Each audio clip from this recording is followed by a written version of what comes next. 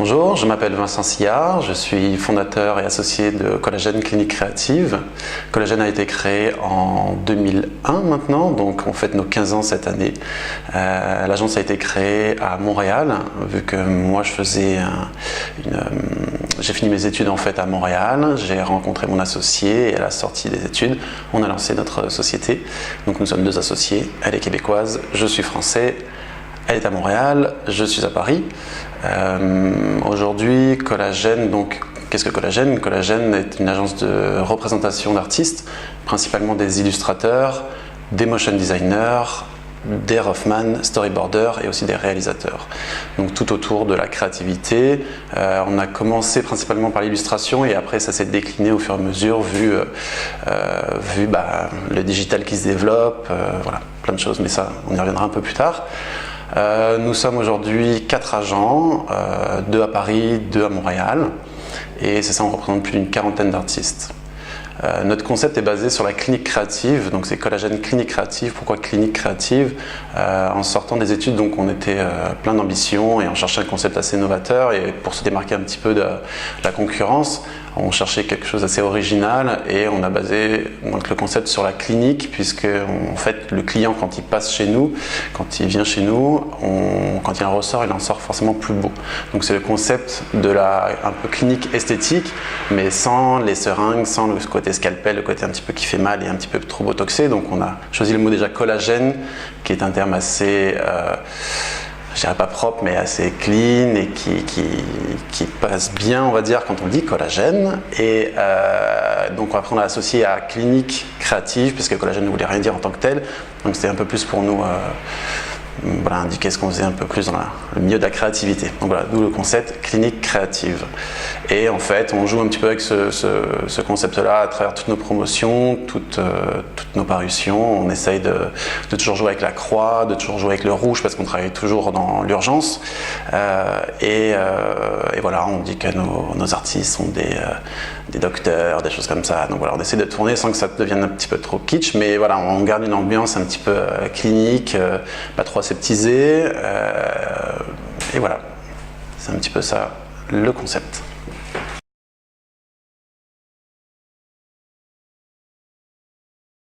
Alors, quand on a lancé Collagène, donc il y a 15 ans, le métier d'agent d'illustrateur existait déjà depuis un certain temps, les artistes aussi, mais c'est drôle de repenser à cette période-là parce qu'à l'époque, les illustrateurs, quand on a commencé, étaient de vrais peintres, on va dire. Donc ils travaillaient à base d'acrylique, d'huile, voilà, donc imaginez un petit peu le processus que ça prenait pour créer une illustration. Ne serait-ce que juste le fait d'avoir l'original, il fallait faire scanner ça généralement chez un imprimeur qui était spécialisé en scan, où il fallait envoyer aussi l'original. Donc dans nos contrats on avait toujours des clauses avec envoi de l'original ou non, retour de l'original ou non, est-ce qu'ils achetaient l'original ou non. Donc ça c'est déjà la première chose. Au niveau évolution, avec internet maintenant on gère beaucoup plus de choses. Tout est passé en digital, donc tous nos artistes, il y en a malheureusement plus beaucoup qui travaillent à la main, ils sont tous sur tablette digitale, tablette graphique pardon, ou voilà, ils travaillent tous sur Photoshop, Illustrator, tous ces logiciels. Ça va très vite, ça va peut-être trop vite par rapport à avant. On se demande même nous, avant que Internet existe, on se demandait comment ils fonctionnaient les illustrateurs, c'est-à-dire qu'ils faisaient signer, j'imagine, des devis par la poste. Ça devait prendre des semaines, des mois, c'était, je pense, beaucoup plus complexe qu'aujourd'hui. Aujourd'hui, on travaille simplement, on a un appel, on envoie le devis dans l'heure, on a une signature de devis par email, c'est parti, on envoie tout à l'illustrateur qui est à l'autre bout du monde, parce que nos artistes sont basés en Europe, mais aussi en Amérique du Nord. On a des Russes, on a des Australiens aussi, donc ils sont un petit peu partout sur la planète, nos clients aussi, donc tout va très vite, avec des décalages horaires dans tous les sens. Donc c'est un petit peu ça l'évolution, je trouve, il y a 15 ans, on va dire, principalement au niveau de la technique.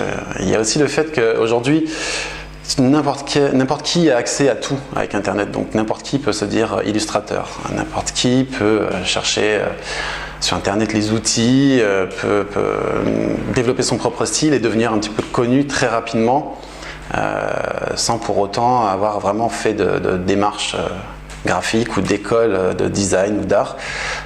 C'est un petit peu le phénomène, je dirais pas Instagram, mais voilà, quelqu'un peut devenir connu assez rapidement, donc c'est c'est bizarre le parallèle que je fais, mais un illustrateur peut devenir connu même s'il est au fin fond du Pérou, tant qu'il a une connexion internet et qu'il fait des belles choses et qu'il se met sur un site qui a beaucoup de passages, voilà, il peut devenir connu et voilà.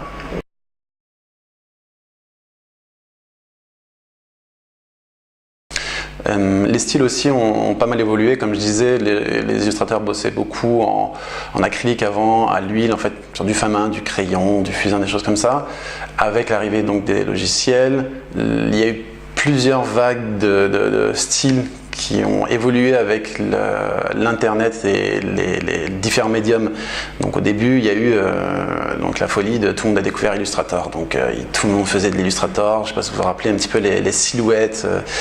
On en a vu partout au fil, très très simple. Ensuite, on a eu la folie de Photoshop. Donc tout le monde traitait la photo de façon vraiment poussée avec des photomontages de plus en plus poussé, je sais pas, très très clean, trop clean aujourd'hui, donc ça passe plus. Ensuite, on a eu l'image, la photo un peu vintage, donc avec une grande marque de téléphonie que je ne nommerai pas, mais qui a lancé un petit peu la mode et ça s'est décliné. Tout le monde a fait ça, du photomontage vintage. Ensuite, il y a eu une agence, pas une agence, une compagnie d'assurance qui est arrivée avec un autre style, le fait très très simple, à la ligne, vraiment enfantin, pour montrer que finalement il y avait peut-être un petit peu moins d'argent pour faire des grosses productions en Photoshop avec plein d'effets dans tous les sens, etc. Donc du coup on est parti sur quelque chose de beaucoup plus simple. Donc le fait main est revenu, c'est-à-dire on a retrouvé des illustrateurs qui travaillaient à la main, des choses beaucoup plus simples, beaucoup plus accessibles à tout le monde. Et aujourd'hui, en fait, c'est un petit peu un mélange de tout ça. C'est difficile de prévoir un petit peu l'avenir au niveau des styles.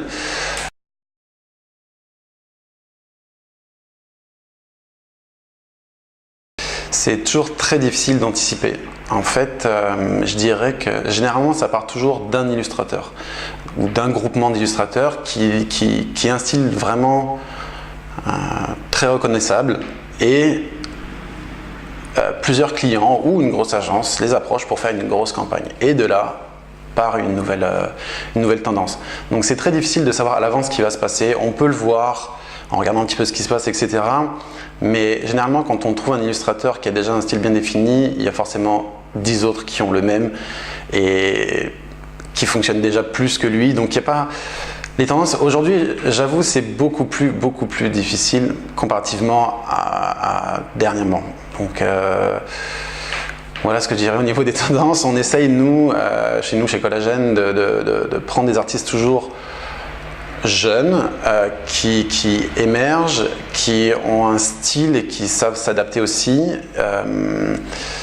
On a peut-être moins une approche artistique, je dirais. On a plus une approche... en fait, on cherche des illustrateurs qui travaillent dans le commercial, dans le corporate et qui savent répondre à une demande.